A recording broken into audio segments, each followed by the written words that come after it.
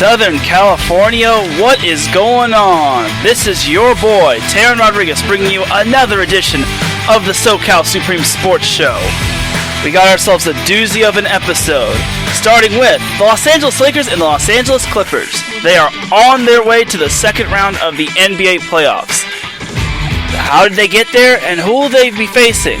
Well, for one of those teams, there's still to be determined. The San Diego Padres scoring big on the MLB trade deadline. Can they keep up this momentum with some great gameplay as they face the Los Angeles Angels of Anaheim? Dodgers are still the Dodgers. They're still dominating as always, so what's new? Then the LA Galaxy, they are 2-0 ever since this whole Phase 1 restart happened. Can they keep it up? And LAFC, they have been disappointing as they are now 0-2. Has Vela's injury hindered them quite significantly? And also the Los Angeles Sparks, they have locked up a playoff spot as they will be partaking in the WNBA playoffs in the near future. But they had their 9-game winning streak snapped. Can they get back on track, and can they get that number 1 seed? Find out all that and more on the SoCal Supreme Sports Show. This is Taryn Rodriguez bringing you another edition of the SoCal Supreme Sports Show here on IA Sports Radio, your direct feed for all that is sports.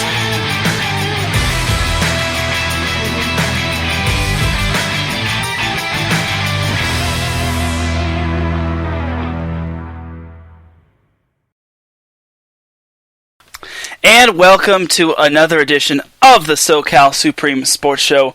Like I said, my name is Taryn Rodriguez, and without any further delay, let's get on into the SoCal action. Let's start off differently. I've started off with the WNBA, or the NBA in the past few weeks. Let's start off with the WNBA. The Los Angeles Sparks, they have clinched a playoff spot.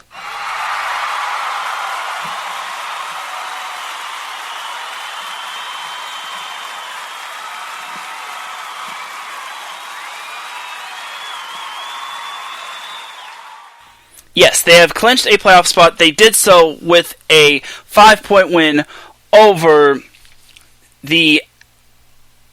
I think it was the Atlanta Dream. Yeah, the Atlanta Dream. It was kind of a tough game, but I believe Davidson Crook said this on Twitter, or whoever it was running the Fast Break account at the time. Sometimes those lowly teams come to play in the bubble, so it's good for the Sparks that they got their playoff spot locked up, but what does that mean for them in general? Well, it means they're going to go to the playoffs, obviously, but they do not have a first-round bye locked up. The top 2 spots in the playoffs guarantee you a first-round bye. First-round bye. And so far, the Seattle Storm, the Las Vegas Aces, the Los Angeles Sparks, and the Minnesota Lynx, who the Sparks just lost to, are all playoff bound, as well as the Chicago Sky, but we don't really care about the Eastern Conference. I'm just kidding. And only the top 8 teams go to the playoffs, so far, if the playoffs start today, the Phoenix Mercury, the Connecticut Sun, and the Dallas Wings would all be in the playoffs. I definitely can see the Mercury making the playoffs. It's just that it's tough to determine who else wants it, because after the Phoenix Mercury, everyone else is below 500. Like, the Western Conference pretty much occupies all of the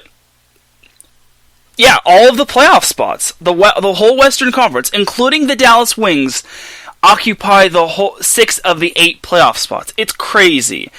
Only the Chicago Sky and the Connecticut Sun from the Eastern Conference have would make the playoffs if the playoffs started today. If it started today, like, unfortunately today is not. If the playoffs have not started today, and there's still plenty of time for Indiana and maybe Washington to get a playoff spot, but I'm pretty sure Phoenix is pretty much on the verge of locking up a spot. They're 1.5 games above the Sun. Then the Sun is 8-9. They're 2.5 games back of, or 2 games back of the Mercury. The Dallas Wings are 1.5 games above Indiana for the final spot. So I don't know. I think when it comes to the bubble, I think any of these teams can beat anyone. And then you also have to factor in injuries. I mean, the Sparks were without a couple of their key players. I believe it was Sylvia Fowles, was it, that was out for the Sparks, and a few others as well. I'll just pull up the box score, and might as well just go into the Sparks as a whole. The Sparks did win 9 in a row, and then their 10th, as they were trying to go for win number 10 in a row, they kind of stumbled against the Lynx. They started the game strong. They led 26-19, and then the second quarter and beyond happened as poor Sparks. They lost 96-78, so that was quite the tough matchup. They didn't have Ogumike and Sylvia Fowles is on the Lynx. So the Lynx didn't have Sylvia Fowles, and then the Sparks, I think, also didn't have another player. So that was a tough loss for the Sparks, but it's not detrimental to the Sparks that they lost that game.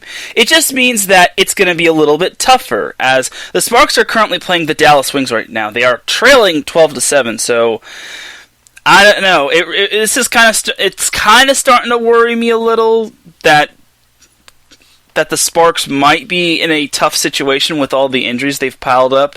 They are only one game back of the Seattle Storm, and they're still in third place with behind the Aces. It's a huge week for the Sparks, because on Friday, they already started their week off with a loss to the Lynx. Today they're playing the Dallas Wings, as I mentioned. Friday they play the Seattle Storm. That right there could be what makes or breaks the Sparks when it comes to getting that number 1 seed and playoff position. Because obviously they want a first round bye. It means more rest.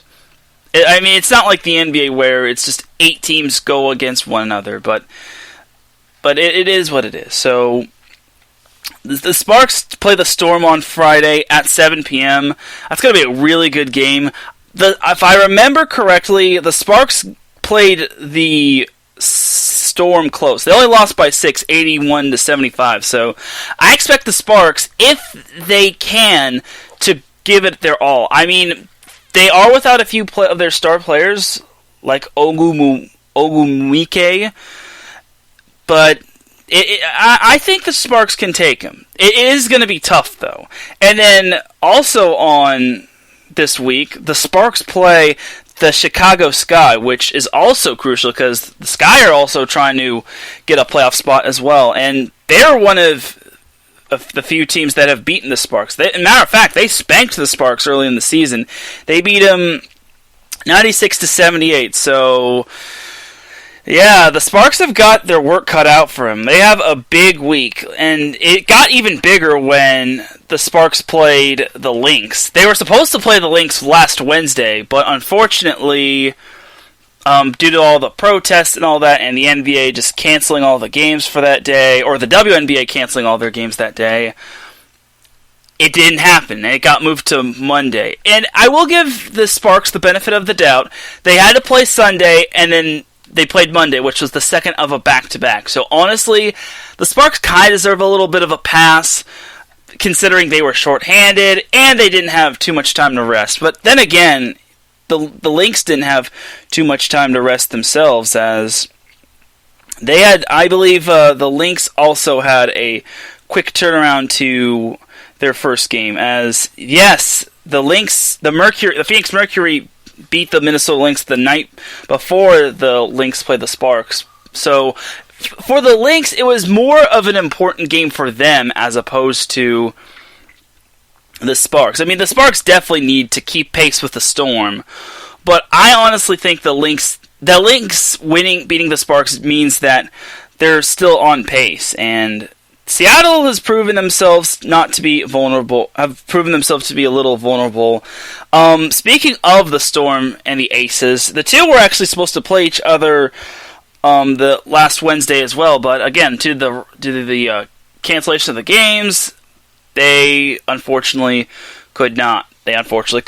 So the Aces and Storms game will be on September 13th, which is a huge game right there. That's going to be the final game of the season, and I think that might be the only game that's happening that day. I could be wrong though. As for the Storm, they play the Washington Mystics tonight. That shouldn't be too big of a hassle for the Storm. But like I said, the Storm play the Sparks, and then Sunday, the Storm play the Minnesota Lynx, which that'll be a huge game. That can give the Lynx a glimmer of hope to possibly get any first-round buys. So, but back to the Sparks, I really don't think the Sparks are in too much danger. I think they just need to get healthy, and that I definitely think they are in good shape. The problem is they are in good shape, but again, health is their biggest concern because they want to go in as healthy as possible. And not having Nanika Ogumwike definitely hurts them because her having back soreness definitely does not help. And I guess she was the only player that was out. But again, Sylvia Fowles was also out for the Lynx as well. So it kind of is even a little, depending on what the matchups are. But you got to give it up for the Lynx. I think the Lynx was the scrappy, resilient team, and they needed this game a whole lot. So I think the Sparks just need to get the win tonight against the Dallas Wings. So far, it's not looking good for the Sparks. They're down 18-9, so this could be a little troublesome for the Sparks. They cannot afford to lose too many games, otherwise they can go further and further down the Western Conference. Well, it won't really matter. Not the Western Conference as a whole. I mean, obviously the Western Conference, but down the whole win-loss column as well, because they're only one game above the Lynx, and that's kind of concerning, considering if they can't beat the Dallas Wings, what chance do they have against the Storm, or the Sky, or the Aces? One thing that I'm fearing that the Sparks are doing is that I think they're looking ahead, which is not good, because if they're looking that far ahead to Friday and maybe Sunday, this could be troublesome for the Sparks. So, Sparks, you got to get it together, but their playoff spot is clinched, and you never know. This whole bubble thing, and with how 2020 is going, maybe the Sparks can actually pull off the winning the NBA championship. Anything can pretty much happen in sports. Heck, even the Chargers and the Rams could win the Super Bowl, or could make the Super Bowl in general, which is pretty much a good segue to go into my next topic, the Chargers and the Rams. So, obviously you heard me on 3 and Out on Monday, if you tuned in. I think the Chargers have potential this year. And however, unfortunately, Derwin James is now out for the season. I believe it was his quadricep that he sprained, and he is out 6 to 8 months. Now, everyone's saying, oh, it's 6 to 8 months. How bad could that be?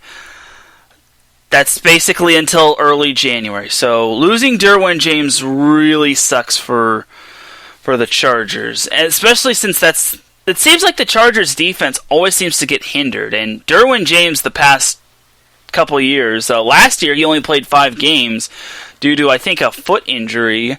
So Derwin has not really been his explosive self, and he's kind of been injury prone when he was at Florida State University. So it really sucks for Derwin, and hope he gets better. Sending all my prayers and thoughts and good vibes over to Mr. Derwin James. He did undergo successful surgery, so hopefully he gets back onto the field healthier and better than ever next year. But it's going to be tough for the Chargers. Now, here's the thing. I think they should sign Earl Thomas. The problem is Anthony Lynn has addressed the media and said they're not going to sign Anthony Thomas. No. Which kind of makes me wonder why. I think Earl Thomas fits Gus Bradley's defensive system quite well. So I get that he's not a locker room type of guy. I get that Earl Thomas has had a bunch of issues with certain teams.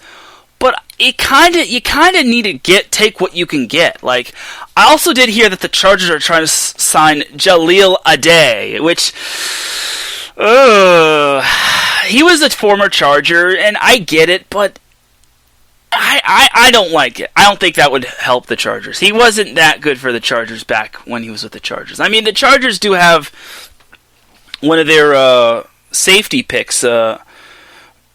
Which I believe it was the 6th round, I want to say. Yes, the 6th round. Alohi Gilman of Notre Dame. So he may have to get his chance to possibly prove himself. And if that's the case, then so be it. And I kind of was a little questionable of having Alohi Gilman as a pick, considering I just didn't think that he was going to fit in. And I don't think I was too high on him. The other picks I was high on, but I think of all of the Chargers picks, Alohi Gilman I was probably low on, so that's kind of the thing right there. But if Alohi gets his chance to shine, then the Chargers need to play him at safety. But honestly, I definitely think they should sign Earl Thomas. At this point, you gotta get a good safety, because if not, the Chargers defense is going to extremely struggle. Their first matchup is against the Cincinnati Bengals, which will be played in 11 days. The first NFL game will be played 1 week from tomorrow, which is cool, but that is between the Chiefs and the Texans, which this show doesn't really talk about them. So, yeah. But for the Chargers, I wish they can go for Earl Thomas, but Anthony Lynn's the coach, and he's going to realize that's a grave mistake. I mean, I liked his confidence, though, saying everyone talks about how elite our defense is. Why would we want to sign Earl Thomas? Well, you just lost Derwin James, so I kind of question what Anthony Lynn had to say. Your elite defense isn't so elite when one of your star safeties is out for the year. Replace him with Earl Thomas. Now, if Earl Thomas does want to be difficult and have a big contract, don't go for him. Then I'd get it, and then just start Alohi Gilman. But if he's willing to sign for cheap, maybe a 1 or 2 year deal for not too much money, go for him. I don't see why Anthony Lynn wants to shut him down that easily. I think Earl Thomas would be great for the Chargers. Personality-wise and in the locker room, maybe not so much, but you need talent. This Chargers team needs talent, because they play in such a tough division, being the AFC West, and you're pretty much facing top-tier talent like the Kansas City Chiefs or the Super Bowl champs. And you're facing the Raiders, which have definitely improved, and the Broncos are kind of on the rise with Drew Lock as well. So I don't get why Anthony Lynn doesn't want to look at Earl Thomas. What are you thinking, as Dr. Phil would say? But that's kind of my little spiel on the Chargers. I think they're better than what most people say. Most people are projecting them to win 3 to 4 games. I'd take the over on that. So just because I think the Chargers have good upside, it's just a matter of if they can stay healthy.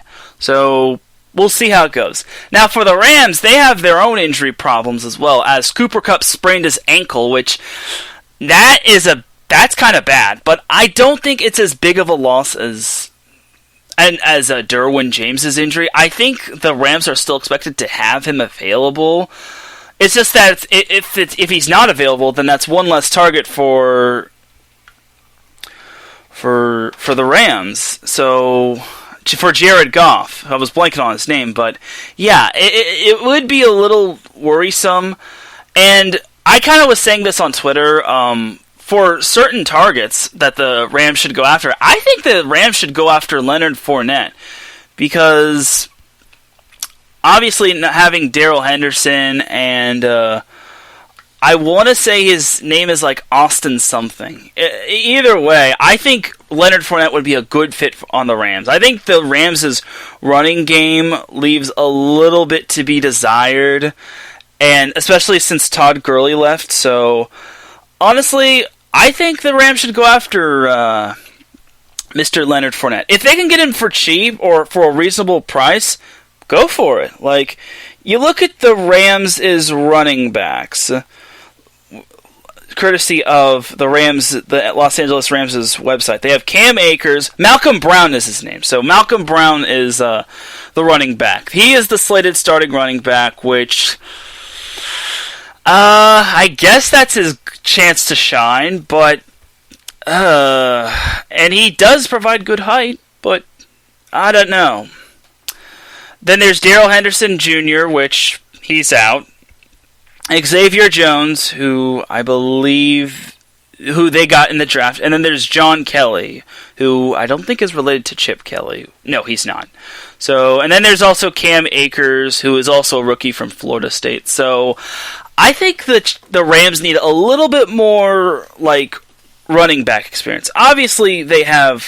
Well, they don't. Well, Darrell Henderson's actually not that experienced. He's only a 2-year guy. Malcolm Brown is their experienced guy. I think with Leonard Fournette, that definitely gives the Rams a little bit more upside in terms of the running game. Like, if again, reasonable price, or you get him for cheap, sign him. Like the Rams are definitely hurting, and their running game is probably the thing that I'm most concerned about. Wide receiver-wise, I'm not too concerned about. I mean, the Rams still have at tight end. The Rams still have Gerald Everett and Tyler Higbee, which both split time until I believe it was I think it was Gerald Everett. That was the one that got more playing time. I think. Or no, it was Higbee. Higbee was the one that shot up the ranks. Everett was the one that everyone had high hopes on, and then he kind of declined. So that was the thing right there. And I think Everett got hurt. So wide receiver wise, the Rams have Ernest Edwards IV, Tristan Johnson, Van Jefferson, J.J. Koski, Cooper Kupp, Josh Reynolds, who I could see playing wide receiver if Cooper Kupp can't go. Simba Webster, I'm probably pronouncing his name wrong, but he has an N in front of Simba. Aesop Winston Jr., and then Robert Woods. I totally forgot about Robert Woods, and how could I forget him? He's a USC guy. So Robert Woods would probably be wide receiver number 1, and then Josh Reynolds would be wide receiver number 2 if Cooper Kupp can't start. If Cooper Kupp can start, play him against the Cowboys. But I think that Cowboys team is going to be pretty good against the Rams. So we'll see how it goes for them. I think the Rams have some upswing. They play in such a loaded division. Like, you look at the NFC West. You have the 49ers, the reigning Super Bowl runner-ups. They're definitely going to want to make up for last year. Possible Super Bowl hangover, but not likely. I think that 49ers team is still deadly. The Seattle Seahawks, that team has plenty of promise, and I think that team can definitely challenge the 49ers, and they could probably reign atop of the NFC West. The Arizona Cardinals are kind of my wild card, considering I think they're young still, but I think they're going to be better than last year, especially with getting DeAndre Hopkins from the Houston Texans. So, and then Kyler Murray having experience, and then their offensive line being beefed up, I think the Cardinals can improve. I kind of had them as one of my more improved teams, so that's me. The Rams are kind of just there. It's an interesting concept for the Rams. I think USA Today had them going 6-10, which is kind of odd. I think they're better than 6-10, but not by much. I think I think like 8-8 would probably be best suited for them. I think they can handle the Cards, especially since they have Aaron Donald, one of the best defensive players, if not the best defensive player in the NFL. As I think he was ranked number 3 by ESPN's top 100. That's just ESPN though. That's kind of mainstream, so there's that. But I think the Rams should be okay. And then the Rams still have Jalen Ramsey. So funny. Rams. Ramsey is on the Rams. Guess you can't spell Ramsey without Rams. So so obviously it doesn't look too good for the LA teams when it comes to the NFL. But I think the Chargers will surprise some teams. I mean, losing Derwin James stinks, but if they can get Earl Thomas, I'll be a little bit better about them. But right now, I'm just not high on either of those teams. Like, I think one, if not maybe both, can make the playoffs, but I don't see them going Super Bowl. I don't think they're going to be holding up Lombardi. And if they do hold up Lombardi, then I'll be eating a lot of crow. So, we'll see. But that's my little spiel on the NFL. Both the Rams and the Chargers start their season in 11 more days. The Rams play the Cowboys on Sunday Night Football, which, that's going to be fun. I mean, I think Larry B will be calling that game on Mixler. And then the Chargers play the Cincinnati Bengals on Sunday in the afternoon.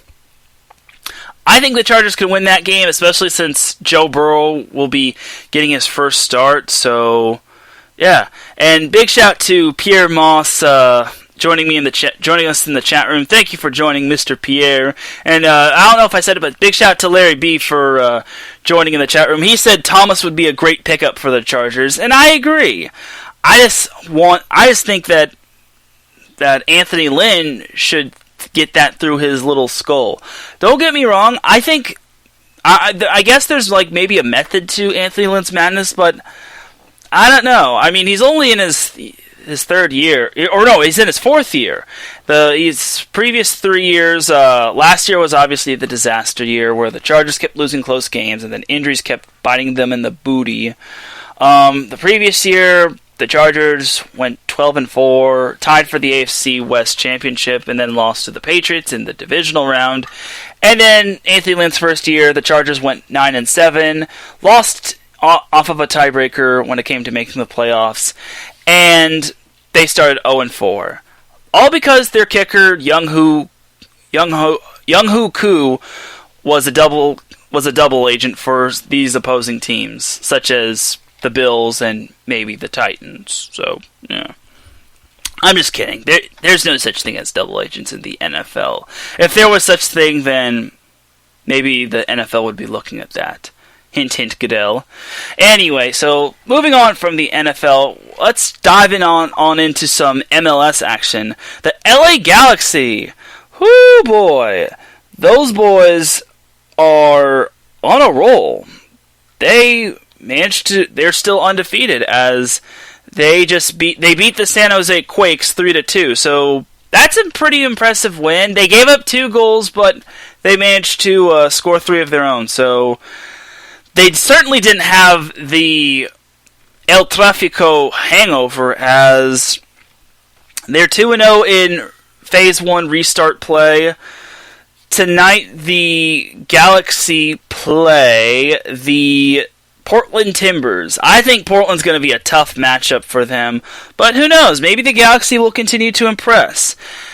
And I'm liking, if the Galaxy can continue this, I don't know what's going to happen after this. I don't know if they're going to have another tournament or if they're going to have like mini playoffs with this whole Phase 1 restart. I haven't really been paying too much attention to the MLS because of the NBA playoffs and the WNBA going on, and then baseball going on, and football about to be coming on, and maybe volleyball, but that's not important. What is important is that the LA Galaxy are 2-0, and they'll look to make it 3-0 by trying to take down the Portland Timbers. So we'll see how it goes. Portland is tied with Salt Lake 4-4, and then they got spanked by Seattle 3-0. You also do kind of have to remember that Seattle did win the MLS's back tournament, so maybe they're experiencing a little hangover. Maybe. I mean, they did get spanked by Seattle, but that's kind of like an in-house rivalry. Like, when it comes to those in-house rivalries, they're kind of unpredictable. So, honestly, or maybe you also got to factor in that Seattle is just a very good team. So, I don't know. And then tying with Salt Lake kind of makes me a little wondrous as well. So, I think the key for the Galaxy tonight is probably their defense, because the Galaxy have been good. Don't get me wrong. They have been good this whole little restart. The problem is that the San Jose game kind of make me a little iffy on their defense. I mean, their first game against LAFC, they took him to town. They beat him 2-0, which is definitely cool. Like, again, I am eating a lot of crow after LAFC. After I said LAFC is going to take the Galaxy to the shed. However, Carlos Vela was lost for pretty much the whole restart, the whole Phase 1 restart. So, yeah, it's gonna be. I don't know. Again, defense is definitely gonna be the key. Last week, the Galaxy were supposed to face the Seattle Sounders. Unfortunately, that game doesn't appear that it's going to be made up, so it's not showing up on their schedule. It is showing up on their schedule, but it just says postponed, so we won't be seeing the Galaxy take on the Seattle Sounders. So I don't know, and with how the Sounders were pretty much itching for a win after they got, or actually no, the Seattle trounced the Timbers. So I think with how tough Seattle is, I think that would have been a tough matchup for the Galaxy, especially since the Galaxy was coming off of a big rivalry win over LAFC, and sometimes those wins can make you have a big head. So it's kind of good that it got postponed, but not really, because I like to see the Galaxy have a challenge. So we'll see how it goes. We'll see how it goes. Now for the brother of the LA Galaxy, being LAFC. Oh, LAFC. Poor LAFC. They lost yet again. They lost to the Seattle Sounders 3-1 on Sunday. Not having Carlos Vela has really hurt them. They did, however, get on the board thanks to Mr. Diego Rossi. However, LAFC's goalie play still leaves a lot to be desired. Like again, I haven't paid too much attention to LAFC or the MLS as a whole, but I do know this. I've seen a couple of LAFC games. Their goalie situation is very questionable. At least the Galaxy went out and signed a goalie. I think they signed Jonathan Kingsman, who is an Orange County guy. So sweet, but that's not important. The important part is that LAFC leaves a lot to be desired. But something I did like from I believe their coach or one of their players, is that he said LAFC is down but not out, which is a good attitude to have, considering you don't just want to raise the white flag and say, oh, we can't win. So tonight, LAFC plays the San Jose Quakes. San Jose has lost 2 in a row, as it'll be the battle of the winless teams. LAFC will look to try to get back to their winning ways, as Diego Rossi, a.k.a. the soccer magician, will look to pull a win out of his hat. On Sunday, however, is a big game, as LAFC and the LA Galaxy face off against one another in El Tráfico!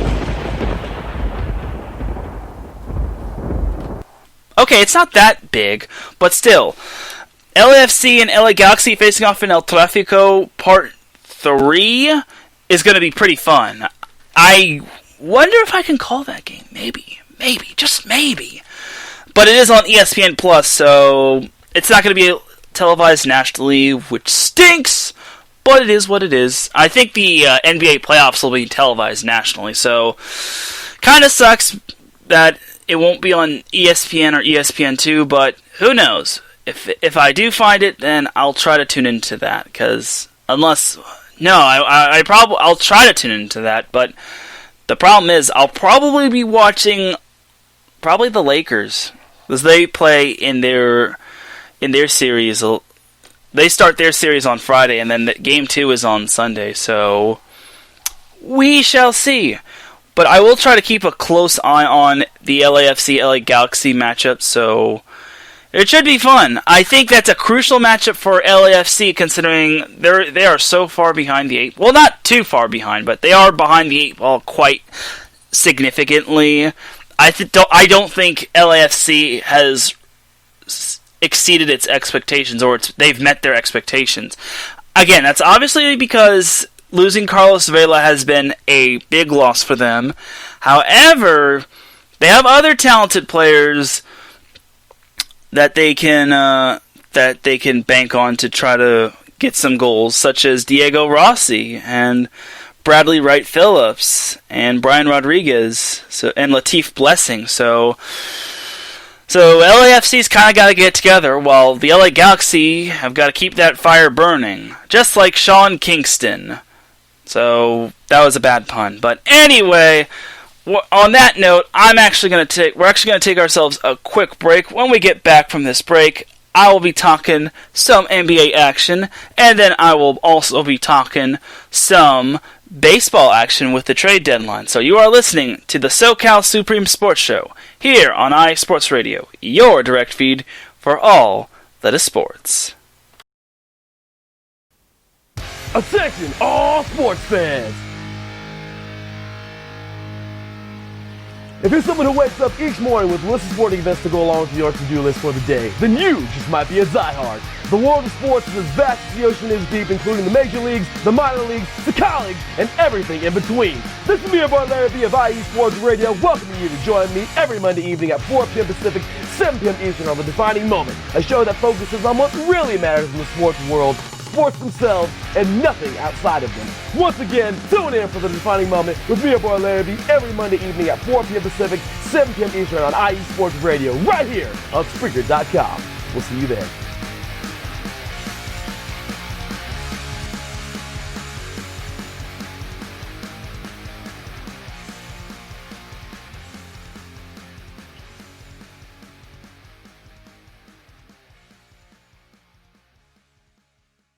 Drivers, start your engines.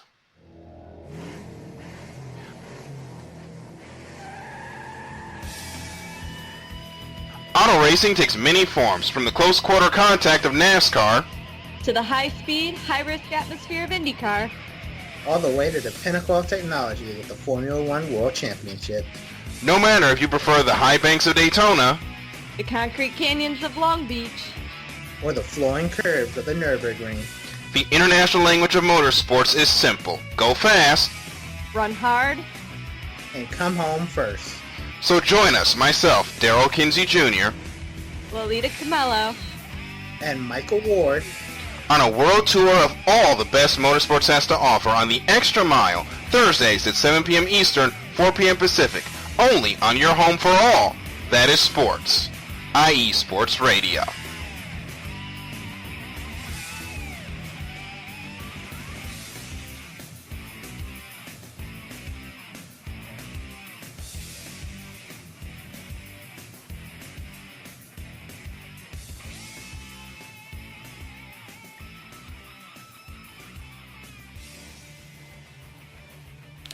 And we are back with the SoCal Supreme Sports Show. Like I said, this is Taryn Rodriguez, and we are back with the second segment. Before I get into the segment, definitely do check out all of iSports Radio's shows. Tomorrow, the Extra Mile will be going live with Darrell Kinsey Jr. and Michael Ward. I think they might have Lolita Camello as well. She's been on as a guest for a little bit as well, and it's always great to have Lolita back. She's definitely one of the IE Sports Radio originals, and she definitely brings a lot of humor and excitement to the show. And also definitely check out The Defining Moment, and definitely check out all of Larry B's shows, such as 3 and Out College Edition with Larry B and I, and then, like I said, The Defining Moment is definitely a great show to tune into.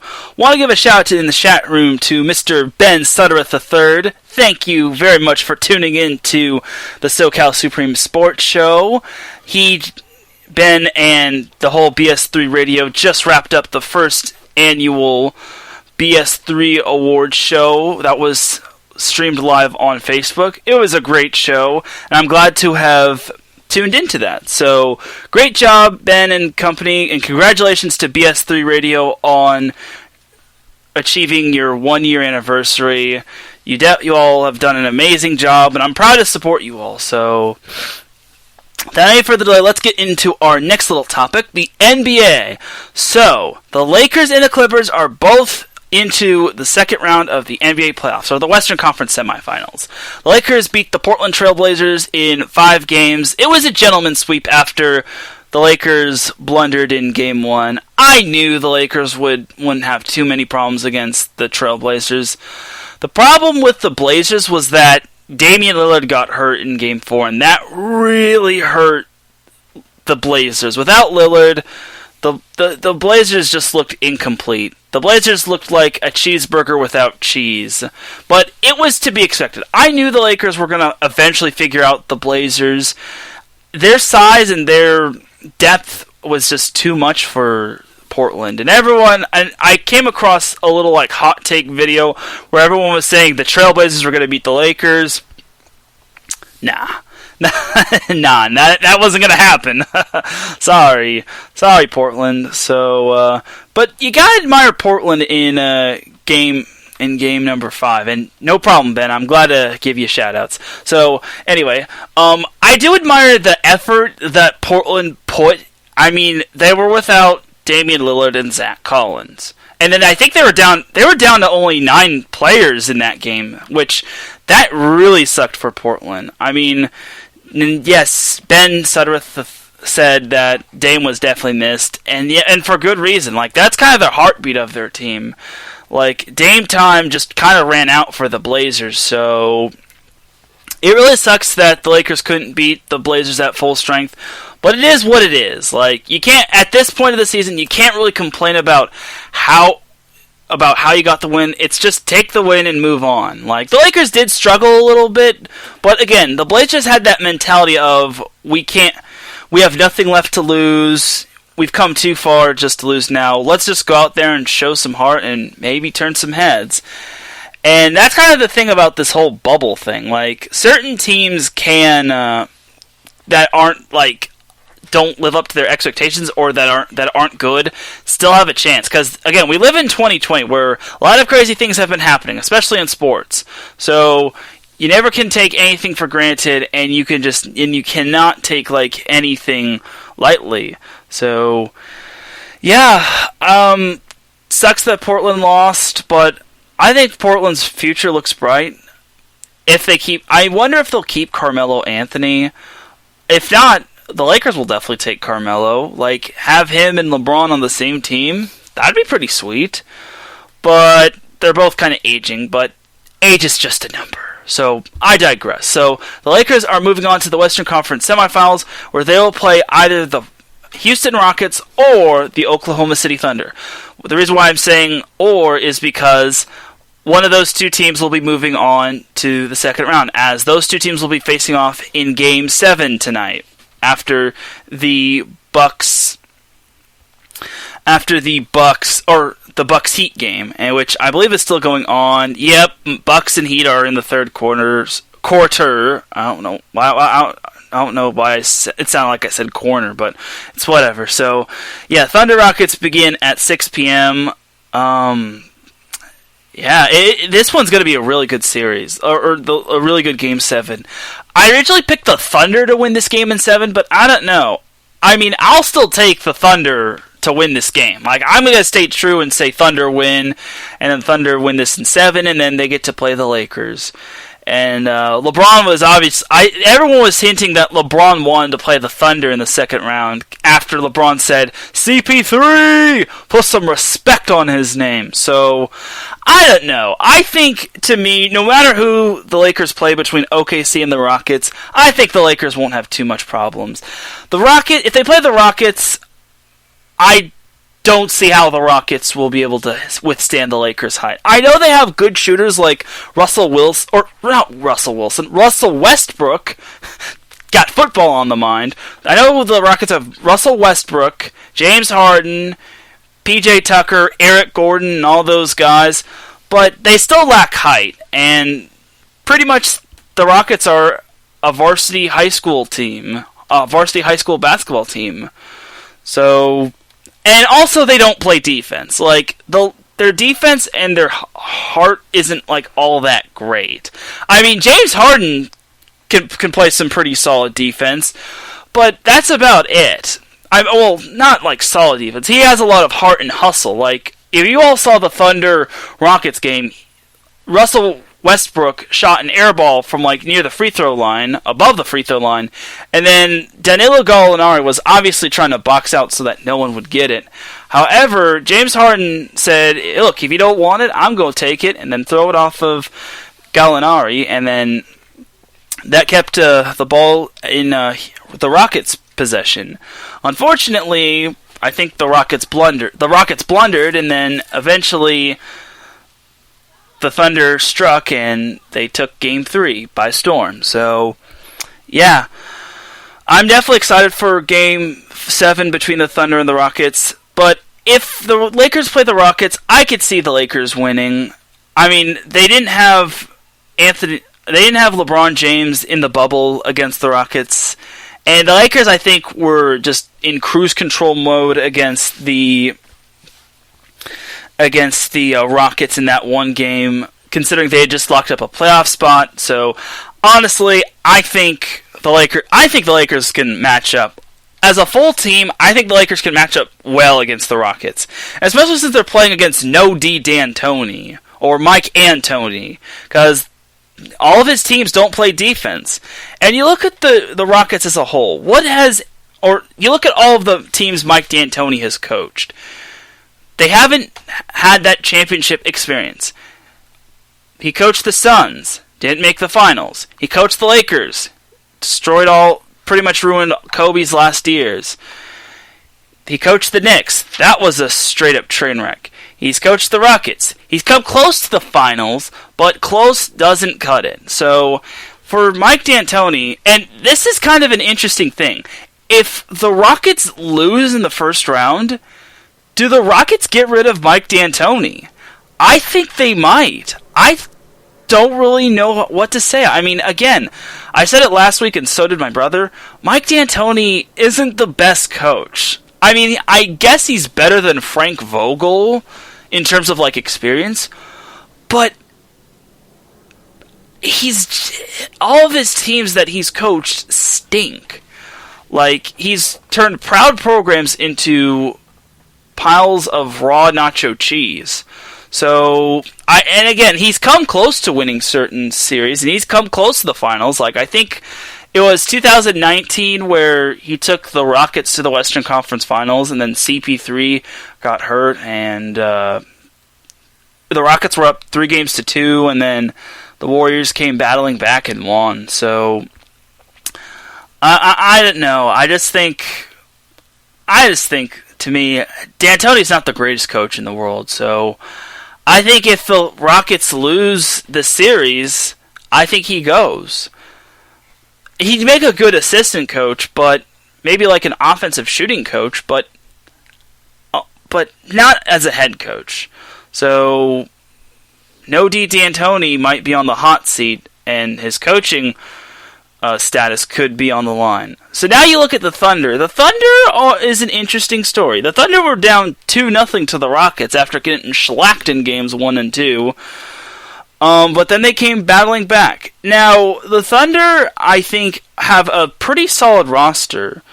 They have a bunch of good players like Danilo Gallinari, Nerlens Noel, Chris Paul, Dennis Schroeder, Steven Adams. They definitely have a solid team, and they're definitely well coached as well. But honestly, I don't think Billy Donovan. Why was I blanking on his name? Anyway, the Thunder are good, but I don't think they're good enough to beat the Lakers. Like, either way, I see the Lakers advancing to the Western Conference Finals. But I wouldn't underestimate either team. Like, you also have to look at the Rockets when it comes to great, like, offense. Like, when it comes to to winning the game, all you need is points. Like, as long as you score more points than the other team, you're in good shape. I mean, defense does definitely play into a factor, but and height as well for the Rockets, but I think with that much firepower, they're still not to be taken lightly. Same could go for the Thunder, though. Like, the Thunder obviously slacked the Lakers in the bubble game. However, I don't think the Lakers had access to, like, LeBron that game, because I think he was nursing an injury as well. Like, I'd have to go back and check, but I don't... Yeah, the Thunder obviously spanked the Lakers 105 to... Oh no, LeBron did play that game. I guess it was the second game was just like was just for like load management. But again, I think the Lakers were kind of in cruise control mode after locking up a playoff spot, and that Frank Vogel decided to give everyone a chance to play. And yeah, it also didn't help the Lakers only made 5 threes out of a possible 37 attempts, which that's a big fat oof right there. And they only shot 35%. So then again, the Thunder only made 5 threes themselves. But yeah, we look at the team stats of that game between the Thunder and the Lakers. The Lakers also missed 10 free throws, which is not good. They got out rebounded by the Thunder, 60-56.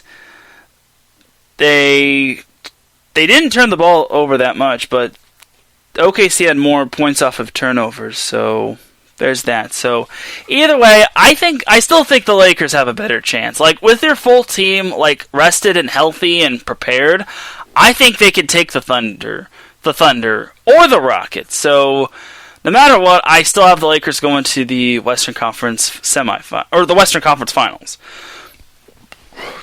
Now for the other team from LA in the NBA, that is the Los Angeles Clippers, who advanced to the Western Conference semifinals after they took down the Dallas Mavericks in 6 games.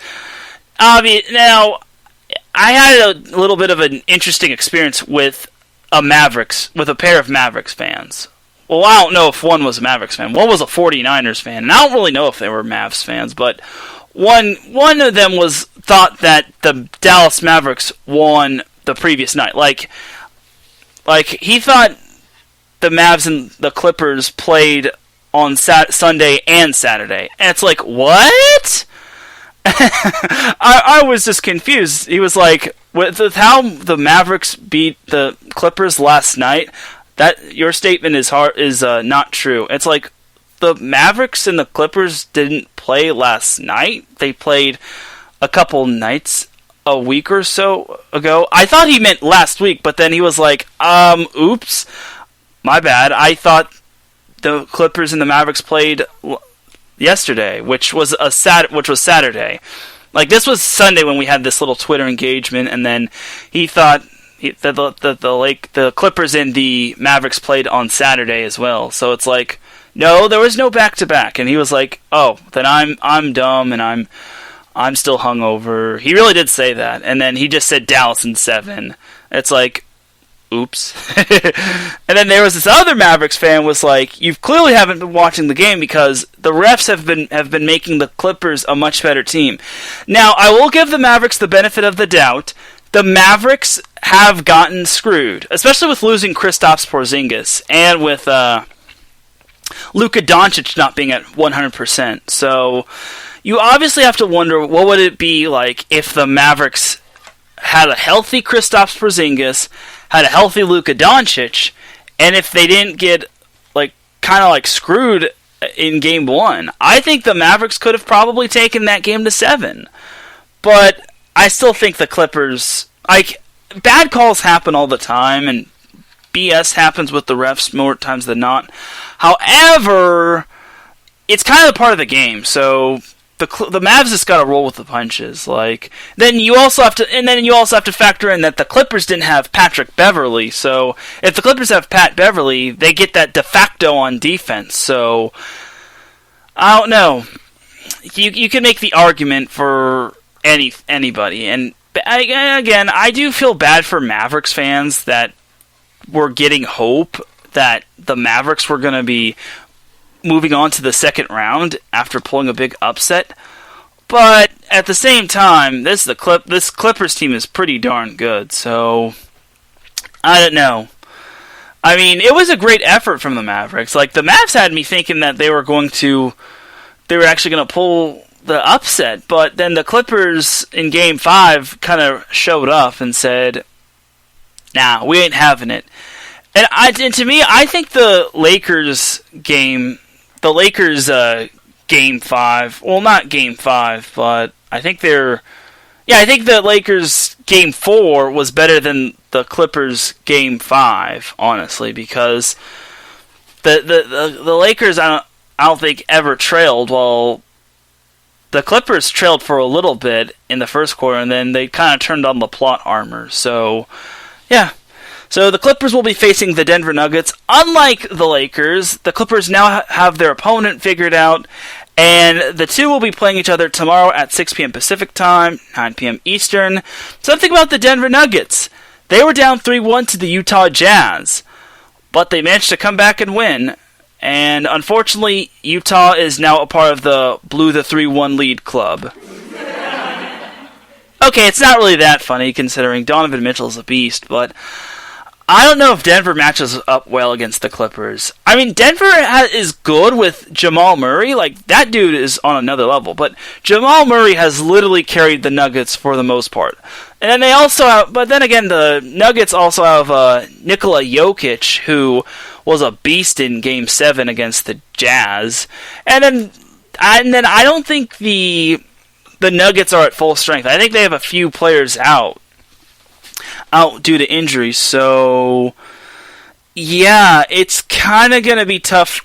Well, actually, no. It looks like the Nuggets only have one player out, which is Vlatko Kankar, which I've never even heard of him. So, I guess the Nuggets are back to being at full strength. So, we look at the Nuggets and their little roster. The team that is looking to redeem themselves after losing in the Western Conference semifinals last year to the Trailblazers. They have some good players on their team. They have Torrey Craig, who kind of was a bright spot. They have, like I said, they have the Joker, Nikola Jokic. They have Paul Millsap, who is kind of aging, unfortunately. They have Jamal Murray, who's a freaking beast. They have Michael Porter Jr., who's been a pleasant surprise. Mason Plumlee has shown some bright spots. Will Barton has also been good somewhat, and Bol Bol can come out good. Yeah, he could come off the bench really well if the Nuggets ever want to have their all-tall lineup. But I don't think they're going to run an all-tall lineup against an athletic team such as the Clippers, who have some really good, talented players like Kawhi Leonard, Lou Williams, Montrezl Harrell, Ivica Zubac. Still wish he didn't get traded from the Lakers. Marcus Morris, who will not be getting suspended after his flagrant against Luka Doncic in game number 6. And then there was I think not Shai Gilgeous-Alexander, who's on the Thunder, but there was another guy on the Clippers. Reggie Jackson was also one. Patrick, I don't know, we haven't seen Landry Shamet. That's his name, Landry Shamet. I kept getting Landry Shamet and Shai Gilgeous-Alexander mixed up, but Landry Shamet's been pretty good for the Clippers through the first round of the playoffs. I just think that the Clippers are just the better team, and the Clippers have a lot.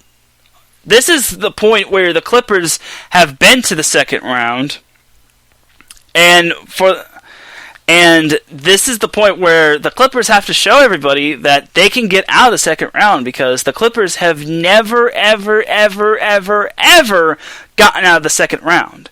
They've gotten to the Western Conference semifinals, but that's it. Like, they had a good chance back in 2015, but they kind of blew a 20-point lead to the Rockets. What a joke.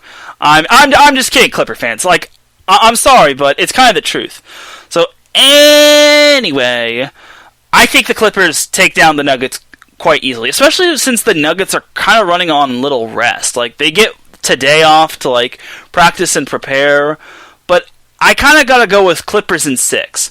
Now, do I think the Nuggets are screwed? No. Remember, this is the Clippers. They're cursed when it comes to trying to make the Western Conference Finals. But honestly, I think this is the Clippers' time to shine. The Clippers have got to prove to everybody that if they want to be the champions, they got to make it out of the Western Conference semifinals. Because if they don't, they're still going to be living in the shadows of the Lakers. They'll have wasted another year. They'll have wasted a year with Kawhi Leonard, who isn't old. He's 29. I didn't know Kawhi Leonard was only 6'7". He feels like he's taller than 6'7". I don't know.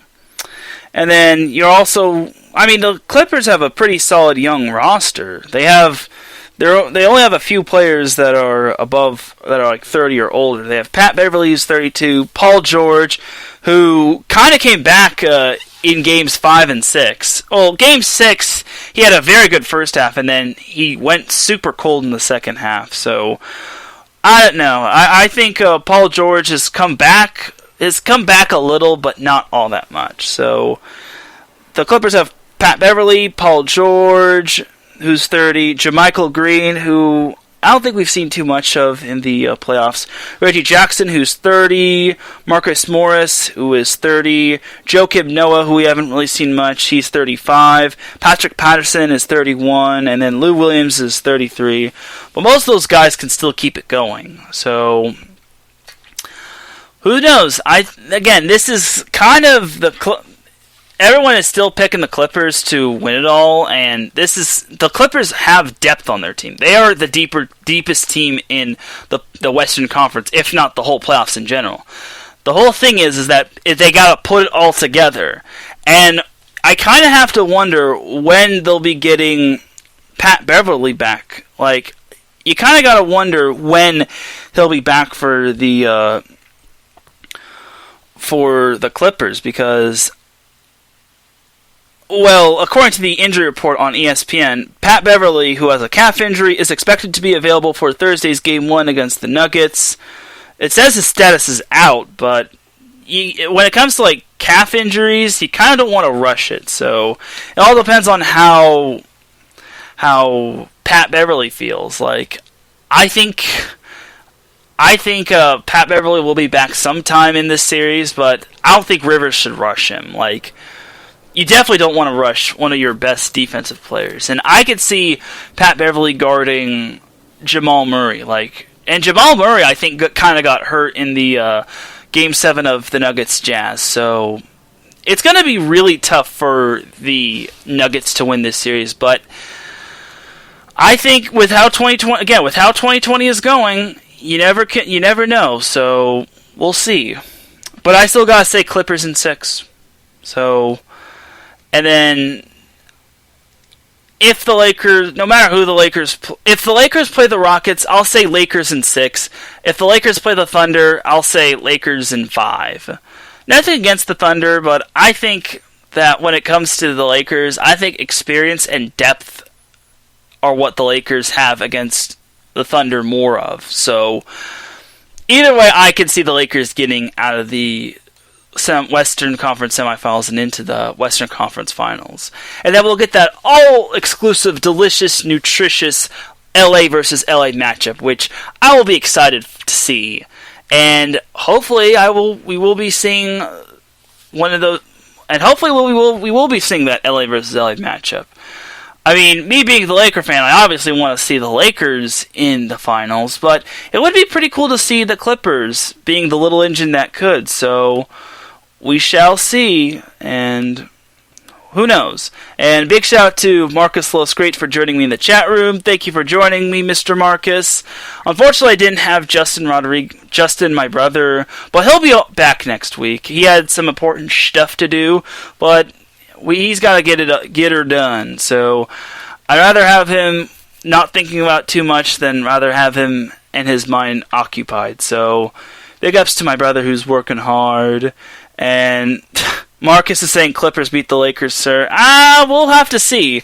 The Clippers have to get out of the Western Conference semifinals because, remember, the Clippers have been cursed. They've been cursed when it comes to making the semifinals. But the Clippers definitely have the deeper team. Like, in terms of depth, the Clippers are definitely better than the Lakers in terms of depth. But it's all about getting everybody together. But Pat Beverly should be back soon, so we'll see. And you never know with this whole pandemic. Like, maybe we could see the Nuggets and the Thunder in the Western Conference Finals, because you never know with this whole pandemic, because anything can happen. And Marcus said that was before Kawhi. So yeah, he said the Clippers beat the Lakers, sir. Yeah, but that was before Kawhi. I guess to bring up, while we're talking about NBA, the Heat are leading the Bucks 108-102, which is kind of surprising because I picked the Bucks to win in 7, but the Heat are definitely proving their worth.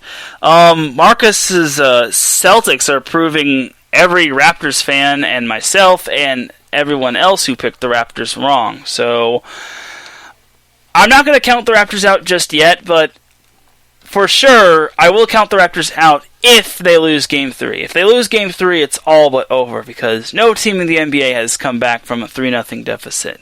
It's a wrap if the Celtics win Game 3. And imagine if the Celtics had beaten the Raptors in Toronto, and then they'd go back to the TD Bank North Garden.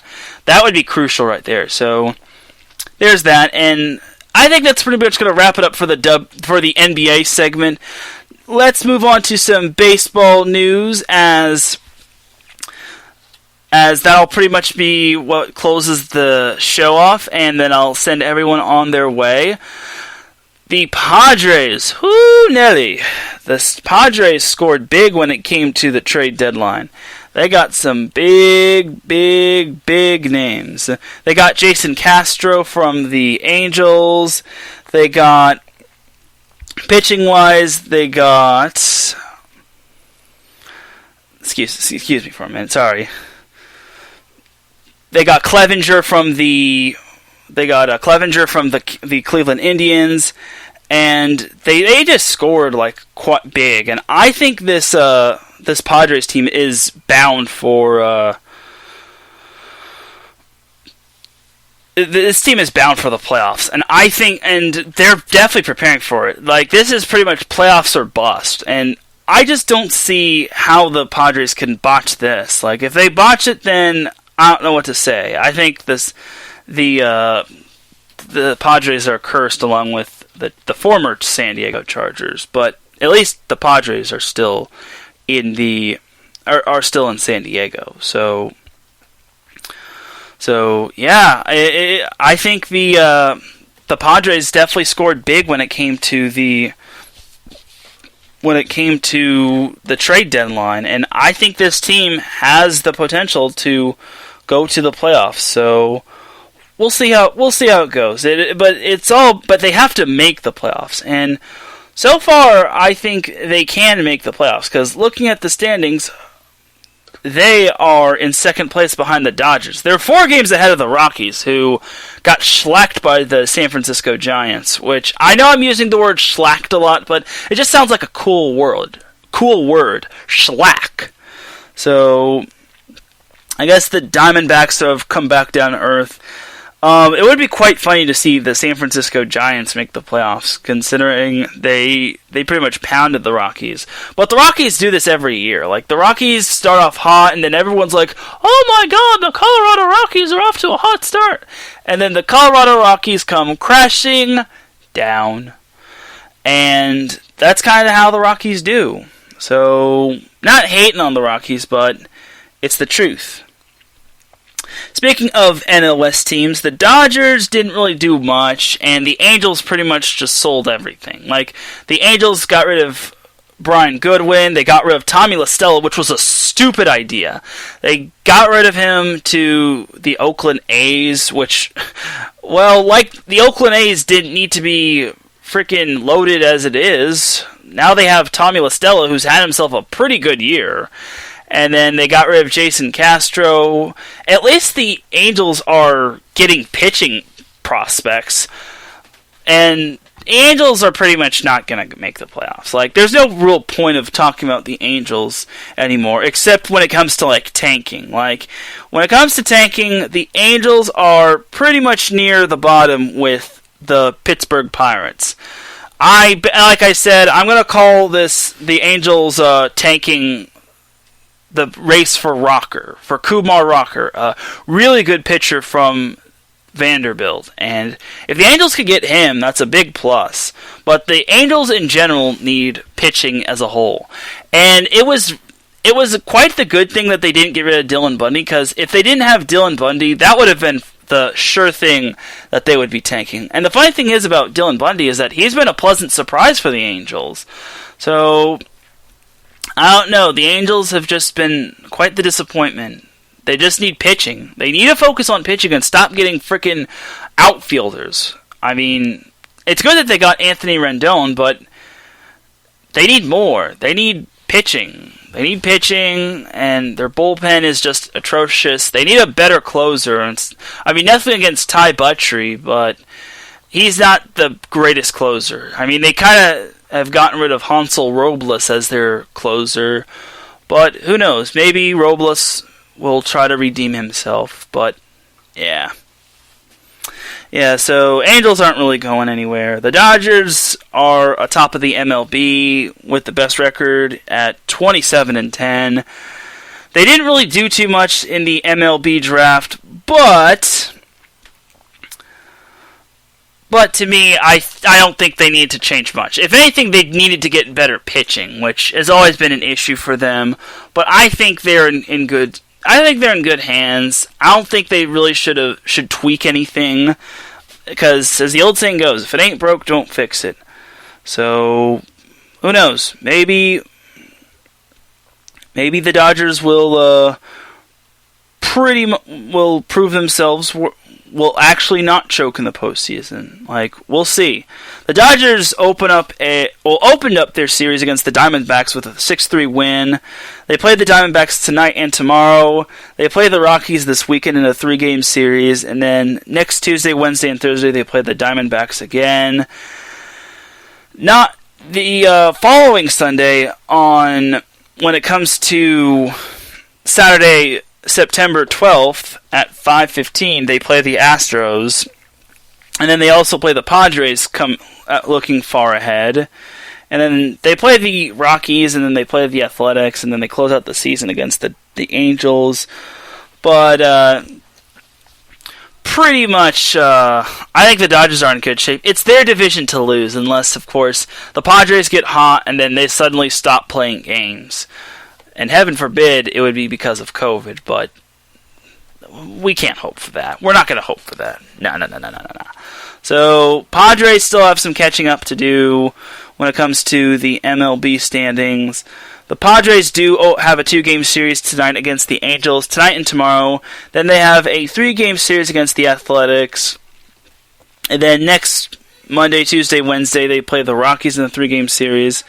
And then next Thursday, Friday, Saturday, and Sunday, they play the San Francisco Giants. I'll be interested to see if the Giants can keep up their consistency. I think the Giants are consistent, and if the playoffs start today, they would be the number 8 seed, and they could probably give the Dodgers their ugly game.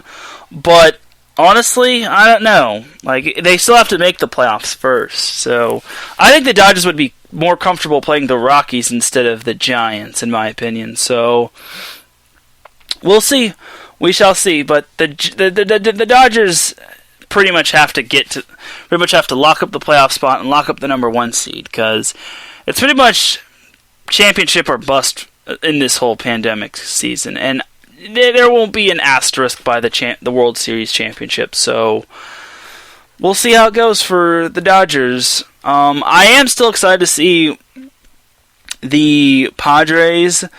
I really think the Padres they're going for it. They want to win. Like, they want to win, and they want to win now. Like, and then considering they got Austin Nola, they got Jason Castro, they got Clevenger, like I said, and they have a good young core, which is through till 2020. So that's going to be some be big right there. And then they have the two-headed monster being Fernando Tatis and Manny Machado. So everyone's calling the San Diego Padres America's team. Well, according to Brandon Buckingham of Bases Loaded, which a show you should check out on IE Sports Radio, no. The Padres are not America's team because everyone hates Manny Machado. So, for everyone saying that the Padres are America's team, they're not. But it's okay. We still love the Padres. They're still the lovable underdogs that we all want to see win. So, we'll see how it goes. But I think we're pretty much going to wrap it up here. I'm not going to take too long. I wasn't going to go too long because at 7 Pacific time, I got something important going on. I got to interview someone for the school newspaper. But I think we're going to... Marcus says the Yankees are America's team. Well, you're not wrong, and he says it's all about the pinstripes. So, the Yankees have got to prove themselves. Like, I don't want to say, duh, Yankees lose anymore. I want to see the Yankees win. I want to see, duh, Yankees winning, not losing, because you can't be America's team if you're losing. So, we'll see. But anyway, back to what I was saying. We're pretty much going to wrap up here. Before we wrap up, it is closing time right now. So, just going to recap everything that's been going on with IE Sports Radio. So, this past Sunday, we had Fast Break Go Live. That is a basketball show with Davidson Crooks and Dentarius Locke. They go on at 5 p.m. Pacific Time, 8 p.m. Eastern Time. So, you can catch them on Spreaker and all the other streaming platforms. Then on Monday, we had the beginning of 3 and Out, 8 divisions in 8 days with Larry B, as he will be having the whole 3 and Out, 8 divisions in 8 days until like next Monday. So you definitely got to check out 3 and Out, considering it's a really good, cool football show, and especially when the season begins, there's going to be primetime face-offs with diehard fans, and there's a reason why 3 and Out has gotten over 6,000 downloads on Spreaker. Like, it's almost near 7,000, for goodness sake. So that is big, big, big. So definitely do check out 3 and Out, 8 divisions in 8 days. It'll be going on from 9 a.m. all the way to noontime, roughly. Pretty much. Absolutely, yes. And tomorrow, Monday, 3 and Out, 8 divisions in 8 days had the AFC West. Tuesday they had the AFC East. Today they had the AFC South. Tomorrow it'll be the AFC North. And then I think Friday is the NFC West. I'm not entirely sure, but either way, you get where I'm going at. Like, the 8 divisions in 8 days will be going on until like Monday, till next Monday, and you definitely don't want to miss it. And if you're a fan of your team, definitely represent in the chat room. So anyway, continuing on, we had the Sports Brunch go on live on Monday, as well as today, with Seth Eves and Matt Owens. Last week, the two took a little bit of a hiatus because Matt was sick, and Seth couldn't do the show by himself, but he did a couple times on Mixlr. But but still, they weren't on Spreaker. But it's good to have the Sports Brunch back.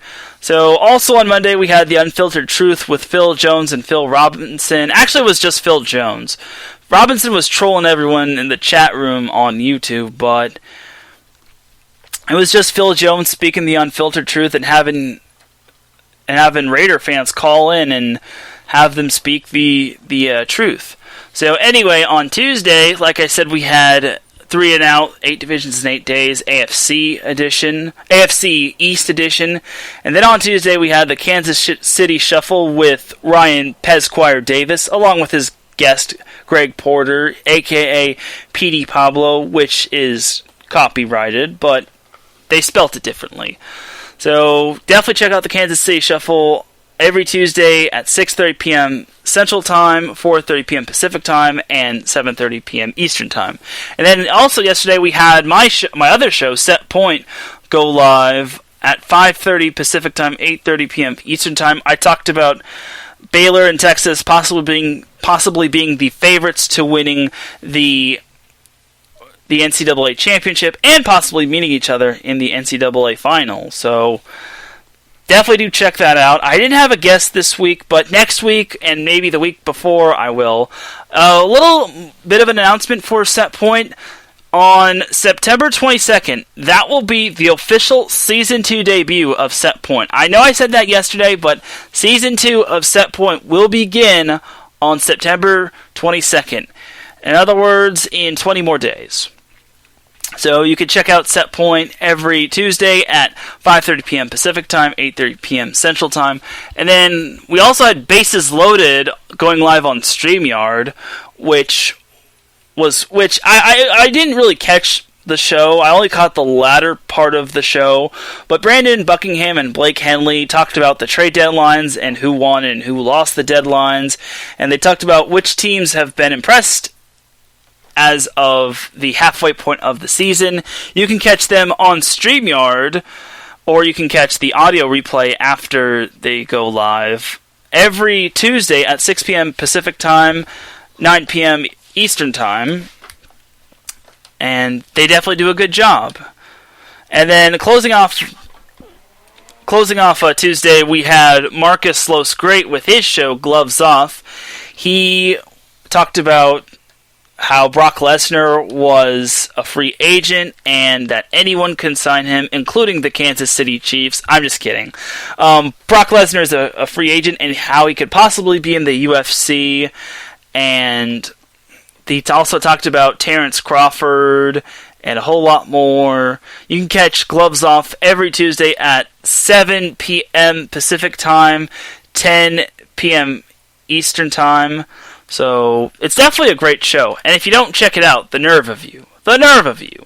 So anyway, as for today, we also had 3 and Out, 8 divisions in 8 days with the AFC South. We also had Chi-Town Weekly with Adam Carnett go live.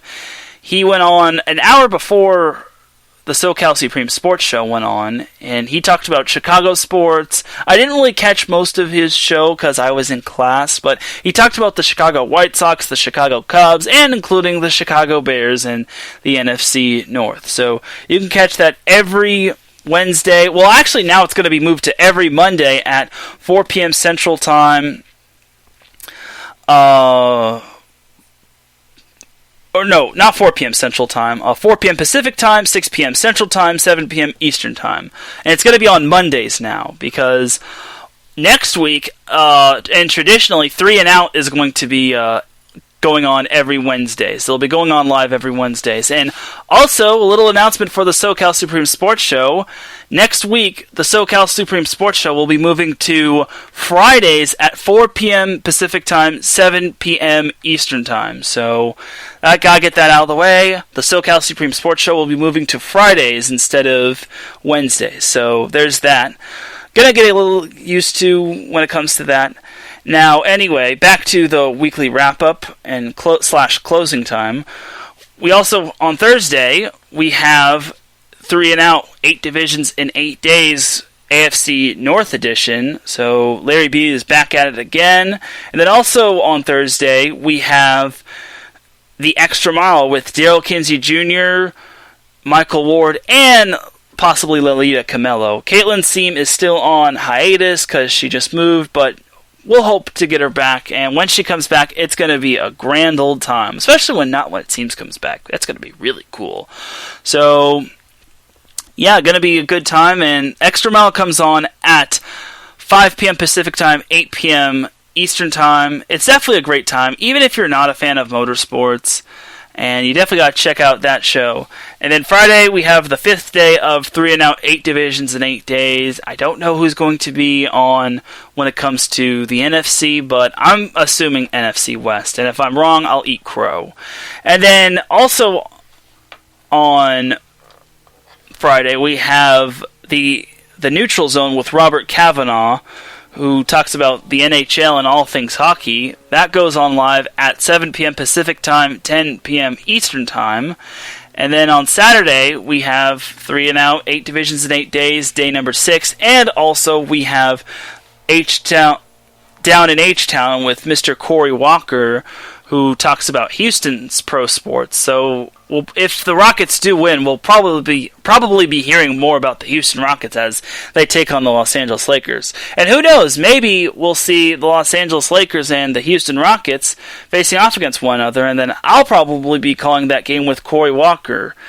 It'll be another true homer game. So Down in H-Town, however, starts at 7 p.m. Central Time, 5 p.m. Pacific Time, 8 p.m. Eastern Time, and that goes on live every Saturday. So definitely tune into that, and definitely do continue to support IE Sports Radio and support the whole thing by logging on to iesportsradio.com, signing up for our newsletter, buying some IE Sports Radio merchandise, and then checking out who our future guests are and who our past guests are.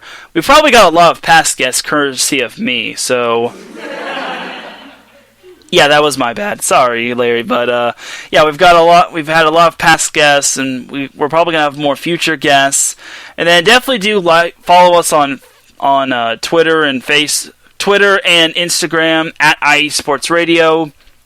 You could also like IE Sports Radio on Facebook. You could also subscribe to IE Sports Radio on YouTube, and definitely click the bell for notifications. You also can follow IE Sports Radio on Spotify, SoundCloud, TuneIn, Spreaker, all these podcast platforms, Apple Podcasts, and if you can, definitely do leave a 5-star review for IE Sports Radio, considering we do all that we can, and we definitely aim to please, and we definitely appreciate everyone that listens and supports us, because without you, we don't amount to too much. So definitely do support IE Sports Radio in any way, shape, or form, and I think that's going to do it. So I gotta get on out of here and prepare for my interview for the school newspaper, or for players that I'm interviewing for the school newspaper. So let's get on out of here. So thank you all for tuning in. Whether you're listening on the live stream, I definitely appreciate you tuning in for nearly 90 minutes.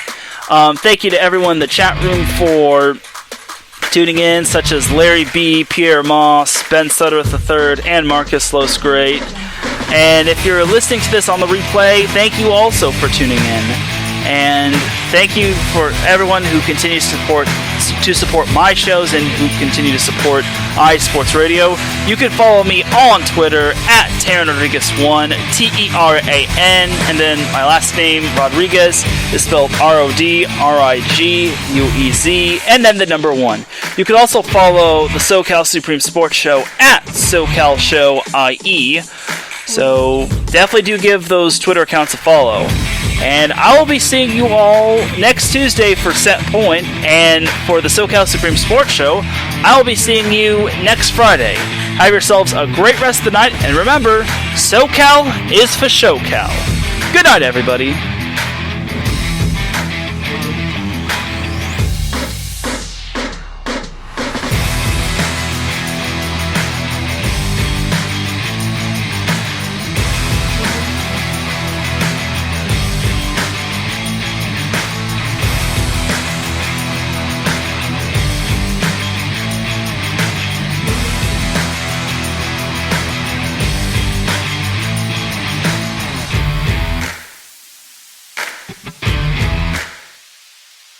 Jungle.